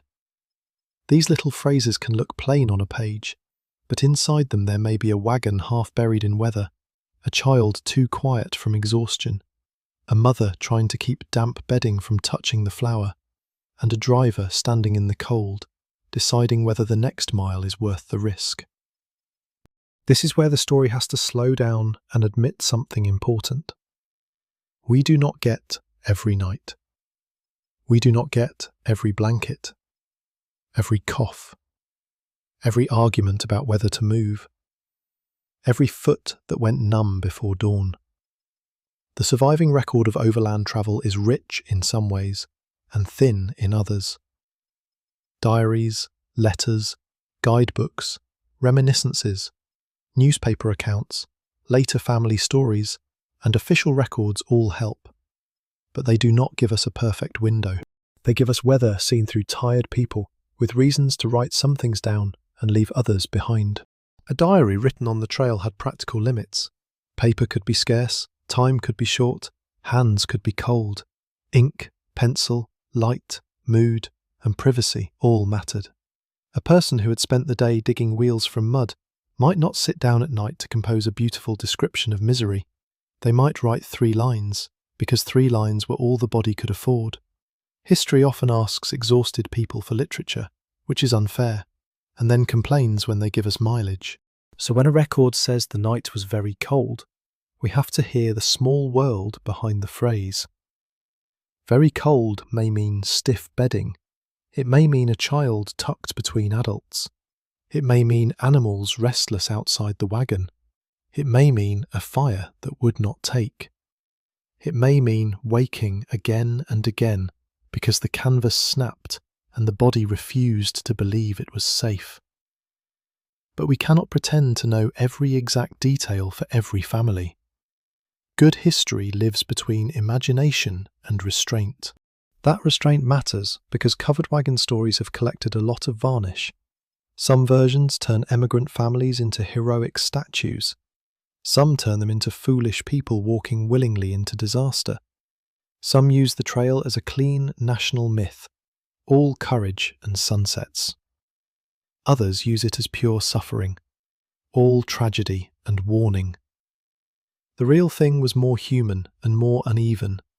People made brave choices, foolish choices, practical choices, desperate choices, and ordinary choices that only look dramatic because we know how far they had to go. The covered wagon itself became a symbol after the journeys it carried. It stood for movement, settlement, family, opportunity, hardship, and sometimes destiny. Symbols are useful, but they are also sneaky. A symbol does not have wet blankets. A symbol does not smell like smoke trapped in wool. A symbol does not make a tired child cry because a crate has stolen the only comfortable place. The actual wagon was less tidy than the memory of it. The records also tilt towards certain voices. Literate adults are easier to hear than children. Men's accounts may preserve decisions about route, animals, weather, and miles. Women's accounts, when they survive, can be especially valuable for domestic labour, illness, childbirth, food, clothing, and the emotional texture of travel, though they too vary widely. Poorer travellers, hired hands, young children, indigenous observers, and people whose papers did not survive are often harder to hear. The silence is not empty. It is part of the shape of the evidence. That silence matters deeply in a storm night, because so much of the work was ordinary. The person who tightened the cover before sleep may disappear. The person who noticed the child's sleeve was wet may disappear. The person who gave up the driest corner may disappear. The animal that stood all night in bad weather may appear only later, if it failed. Survival is full of actions that records do not reward unless something goes wrong. There is also the problem of memory. A diary written that day and a reminiscence written decades later do different things. The diary may be brief, immediate, and practical. The later memory may be richer in feeling, but also shaped by pride, grief, family storytelling, politics, age, and the desire to make a life seem coherent. A person remembering an overland journey many years later may compress several storms into one, sharpen a hardship, soften a conflict, or turn a miserable inconvenience into a lesson. That does not make memory useless. It makes memory alive. And living things move. Guidebooks and advice literature add another layer. They could warn emigrants about timing, supplies, routes, and dangers, but advice is not the same as lived experience. A guide can tell you to prepare well, travel at the right season, manage your animals, and avoid unnecessary weight. It cannot make your child sleep through a storm. It cannot keep your flour dry after a bad decision. It cannot reach into a blizzard morning and give feeling back to your fingers. Advice is clean because it arrives before the mud. Extreme stories create another danger: disasters on the trail, especially those remembered for starvation, death, or being trapped by winter, can dominate the imagination. They are important, but they were not the ordinary measure of every covered wagon journey. If every snowstorm is narrated as if it must become catastrophe, the history becomes dishonest. Most hard nights did not become famous. They became a late start, a ruined blanket, a weakened team, a quarrel, a short entry, a family story, or nothing written at all. So the safer truth is quieter and, in some ways, more powerful. Sleeping in a covered wagon during a blizzard was often not recorded as a grand event. It was recorded, if at all, as inconvenience, delay, cold, snow, poor roads, tired animals, or bad camp. Yet those plain words contain the real mechanism. Weather entered shelter, shelter changed sleep, bad sleep changed labour, labour changed movement, movement changed supplies, supplies changed survival. A small line in a diary may hold a whole night under canvas. By evening, when the wagons stop again and someone considers whether the bedding is dry enough to use, the record may already be preparing to forget most of what mattered. It may remember the miles. It may remember the storm. It may remember if something broke. But the thin details, the hand on a cold rope, the blanket edge held away from canvas, the child pressed closer for warmth, may vanish before ink ever touches paper. And that is why the covered wagon must be held carefully in the mind, not as a myth, and not as a misery machine, as an object that carried people through a landscape while leaving many of their smallest struggles unrecorded. The blizzard outside may have ended. The blizzard in the evidence remains. White spaces, brief phrases, and the quiet knowledge that the coldest part of the night is sometimes the part history did not think to write down. The coldest part history did not write down is exactly where later storytelling likes to rush in with a lantern and a very dramatic voice. Once snow, wagons, mountains, hunger, and emigrant travel appear in the same sentence. The mind easily jumps to the most famous disasters. It wants the extreme case. It wants the trapped party, the impossible winter, the story so terrible it swallows every quieter journey around it. But a covered wagon in a blizzard does not need to become that kind of story to be worth understanding. That distinction matters. Extreme disasters on the overland trails were real, and some became famous because they revealed how quickly weather, timing, leadership, terrain, hunger, and bad decisions could close around people. They deserve careful treatment, but they were not the ordinary shape of every emigrant snowstorm. If every blizzard night is narrated as if it must become a legendary catastrophe, the history gets louder and less true. Most families who met hard winter weather did not become symbols. They became delayed.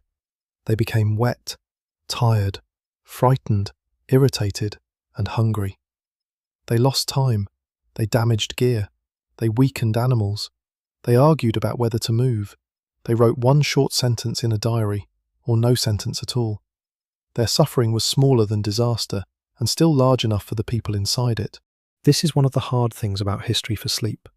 The quiet middle is easy to miss. It does not have the drama of total collapse, but it tells us more about ordinary survival.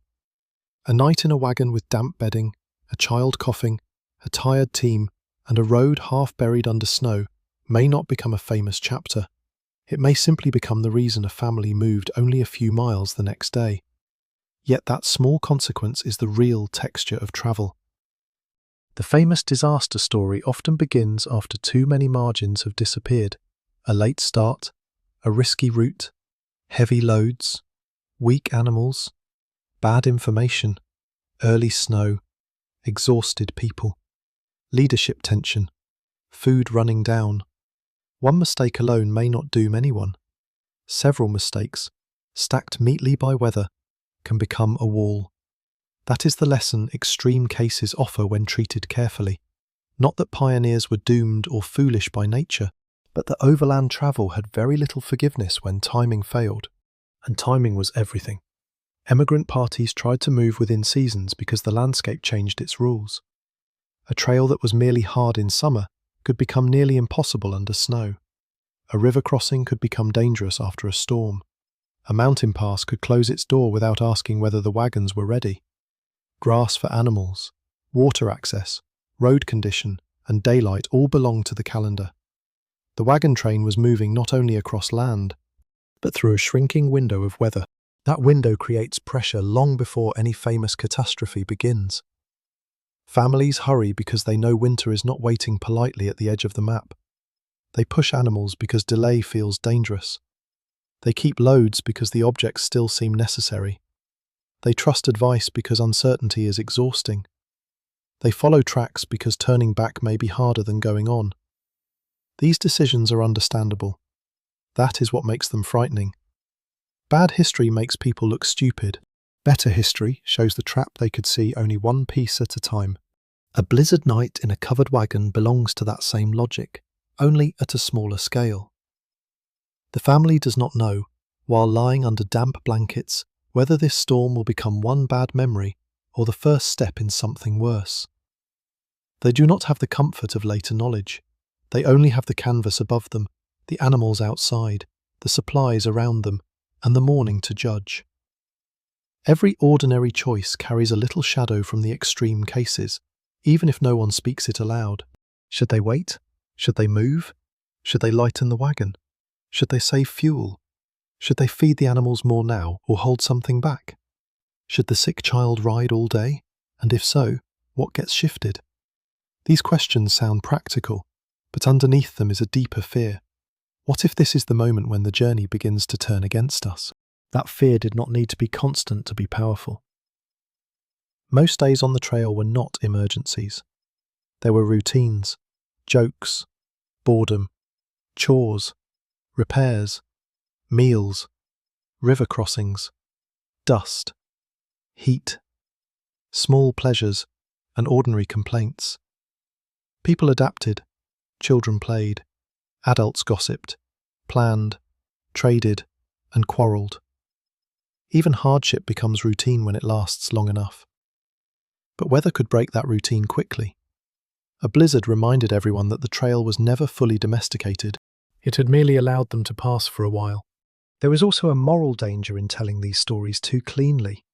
Later readers may want a lesson. They should have packed less, started earlier, listened to better advice, chosen another route, turned back sooner. Sometimes that is true.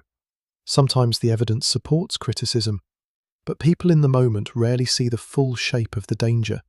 They see one tired animal, one cloudy sky, one late camp, one family debate, one rumour about a shortcut, one leader who sounds certain. Disaster often enters wearing ordinary clothes, so the responsible script holds two truths at once. The ordinary covered wagon blizzard was not automatically a famous tragedy. It was often a hard, frightening, uncomfortable night that became delay, labour, and worry. But the same mechanisms that made that ordinary night difficult — cold, weight, animals, food, timing, leadership, road conditions, source silence — are the mechanisms that, under worse circumstances, could become catastrophic. That is why the damp blanket still matters. It is not only a small domestic object.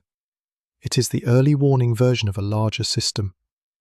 If the bedding is wet, sleep suffers. If sleep suffers, morning labour slows. If labour slows, miles shrink. If miles shrink, food and animal strength matter more. If storms repeat, margins vanish. The blanket does not cause disaster. It reveals how close comfort was to calculation.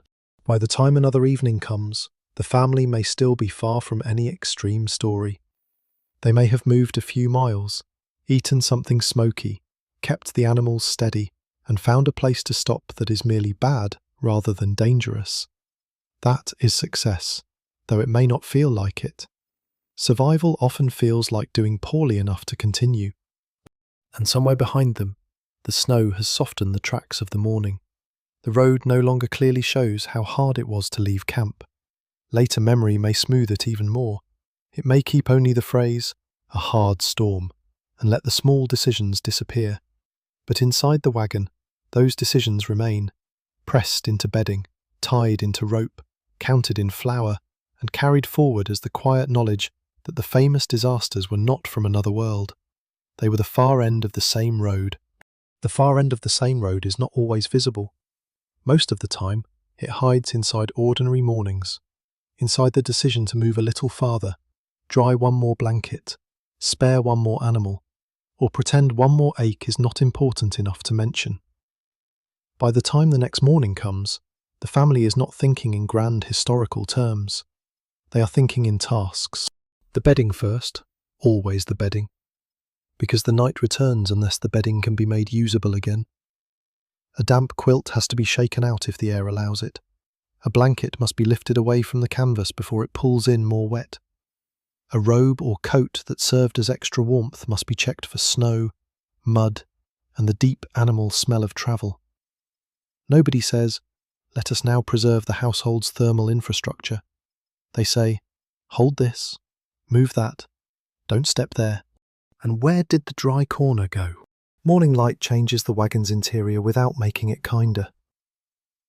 In darkness, discomfort was felt. In daylight, it can be seen. A flour sack has a damp mark along one side. A child's sleeve is stiff where it dried badly. A tin cup rolled under a crate. Straw, cloth, crumbs, snowmelt, and bits of trail dirt have joined forces in the corners. The wagon looks less like shelter and more like evidence. Outside, the animals give their own report. A team that stands quietly after the storm is a gift, but even a gift may look tired. The shoulders are watched. The hooves are checked as well as conditions allow.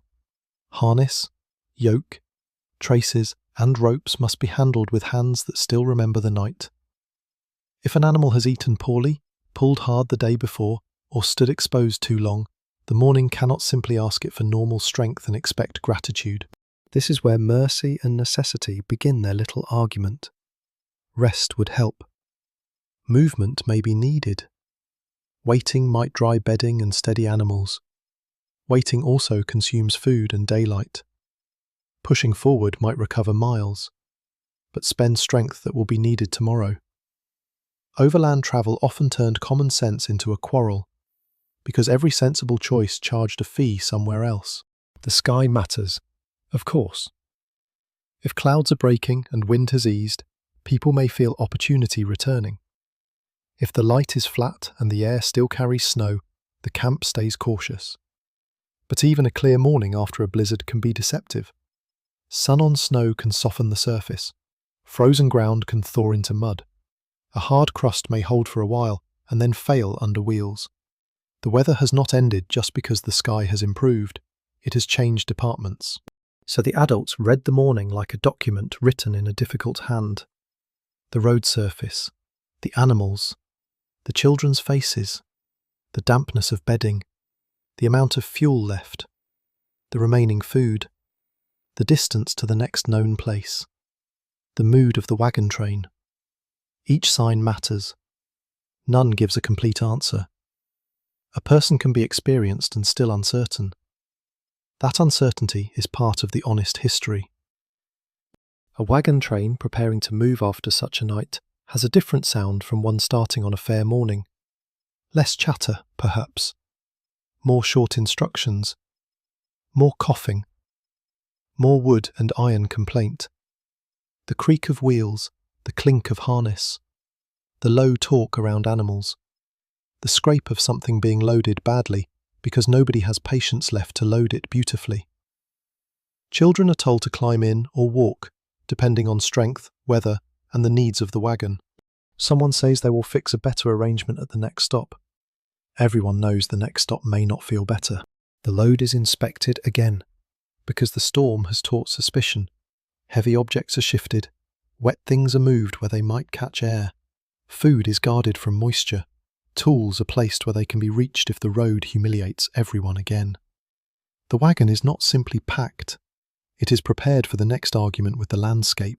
Here the covered wagon becomes almost painfully honest as an object. It cannot hide the costs of travel. A modern vehicle can separate passenger from engine, storage from seat, weather from room, road from body. The covered wagon does not.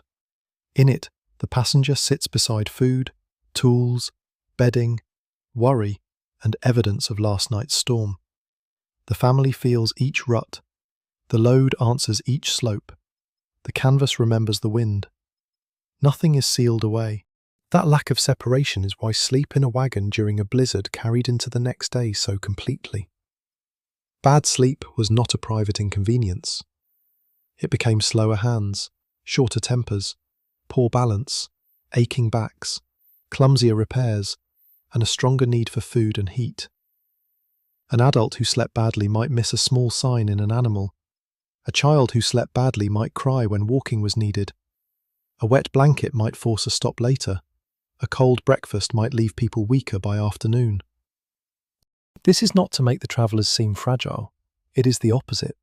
It shows how much endurance was required, because there were so few walls between problems.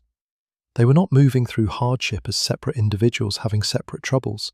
They were a household system, tied to an animal system, tied to a weather system, tied to a social system, tied to a road that may or may not exist clearly after snow. That is a lot to ask of tired people before noon. The wagon train's decision finally comes. Or it does not.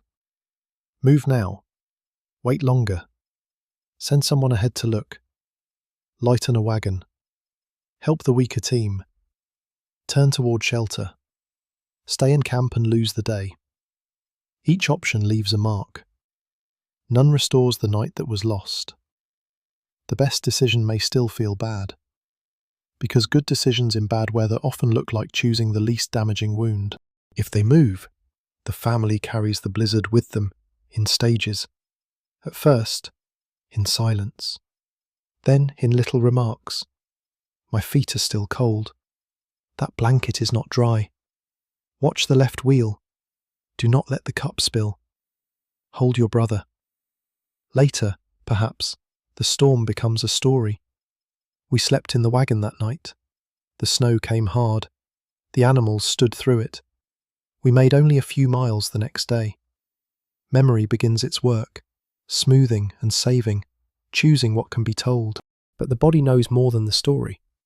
The body knows how the boards felt under the hip, how the damp cloth touched the neck, how smoke stung the eyes, how the wagon lurched after too little sleep. The body knows that morning after a blizzard is not a fresh page. It is the same page turned over, with the ink bleeding through. As the wheels begin again, the family may look back once at the place where they spent the night. There was not much to see. A trampled patch of snow, ash from the fire, animal marks, a depression where the wagon stood. The canvas has been tightened, the bedding has been folded, the road has been chosen, at least for now. And yet that small campsite contains the whole truth of the title. Sleeping in a covered wagon during a blizzard was not a single night of discomfort. Sealed away by sunrise, it was a transfer. Cold moved into cloth, wet moved into labour, bad sleep moved into miles. The storm moved from sky to wagon to body to road, and the family moved with it. because stopping forever was not one of the choices the trail liked to offer. Stopping forever was not one of the choices the trail liked to offer. So the wagon moves on, slowly, stiffly, with its canvas tightened and its wheels cutting into the softened track. It leaves behind the trampled snow and the ashes of a morning fire that had to work harder than fire should. The family inside does not leave the storm behind so easily.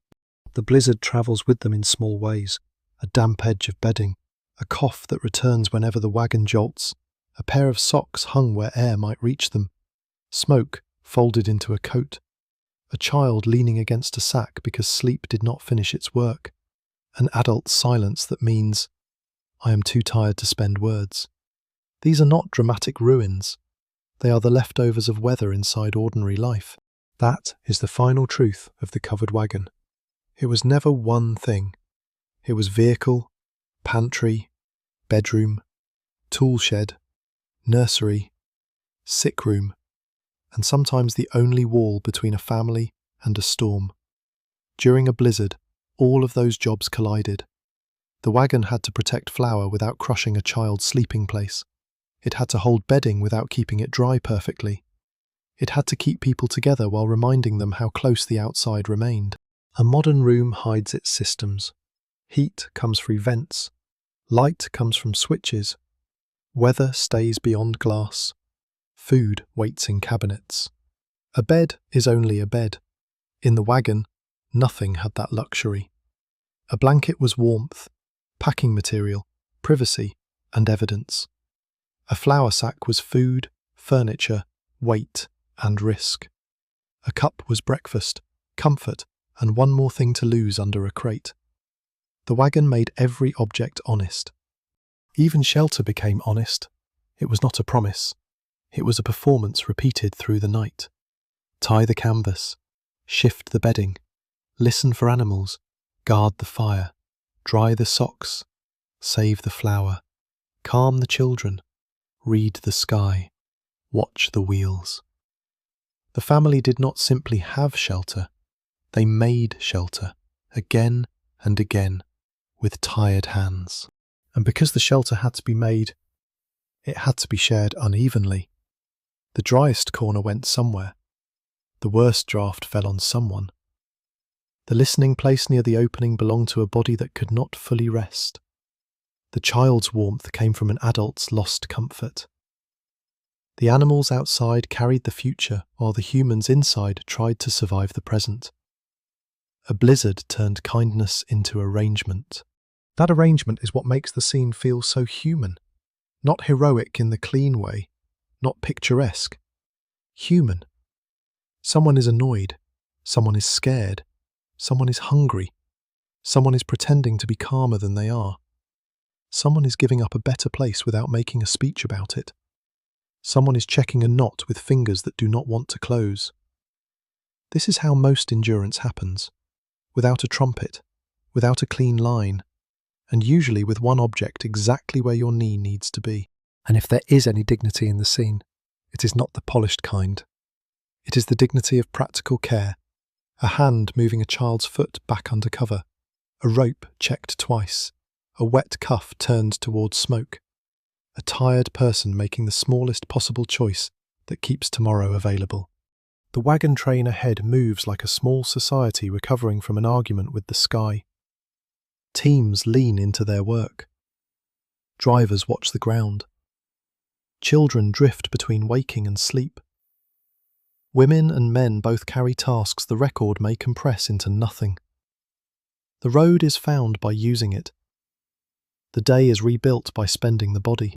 Later, if the night becomes a story, it may be shortened. We slept in the wagon during a blizzard. It sounds almost simple, almost cozy. If the listener has never tried to sleep where the bedding touches supplies and the weather touches everything, the short version cannot hold the whole truth. It cannot hold the canvas snapping overhead, the animal stamping outside, the tin cup warming cold hands, the flour sack pressed against a shoulder, the wet wool smell, the child pulled away from the draft. But perhaps the short version keeps one useful thing. We slept in the wagon. Not well, not peacefully, not as people sleep in a house. They slept as travellers slept, when movement had paused but danger had not. They slept in fragments, in turns, in guarded warmth, inside a shelter thin enough to hear the world testing it. The covered wagon became famous because it moved. That is fair. Its whole meaning seems tied to going west, crossing distance, carrying families through places that were difficult, contested, and often misunderstood in memory. But on a blizzard night, its deepest meaning came from not moving. Stopped in snow, it revealed the hidden machinery of migration, weather, labour, animals, food, gendered care, group pressure, timing, and luck, all squeezed into one narrow wooden box. The records may keep the date, the storm, the miles lost, the animal that weakened, the goods abandoned, the road found again. They may not keep the exact shape of the family under the canvas. They may not keep the quiet deal made in the dark, where one person took the draft and another kept the dry corner. They may not keep the moment when the storm stopped sounding terrifying and began sounding ordinary, which is sometimes more frightening.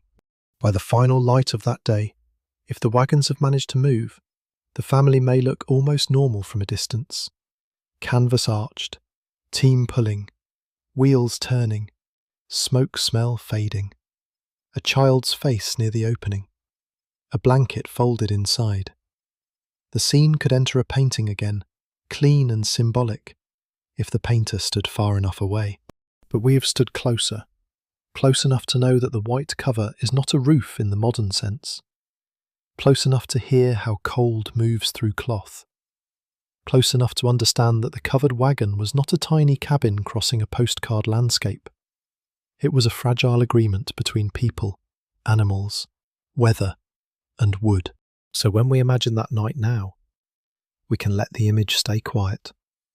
No grand disaster, no heroic pose, just a wagon stopped in snow, a family packed among the things they cannot lose, animals breathing outside, and one damp blanket held away from the canvas as carefully as if it were part of the road itself.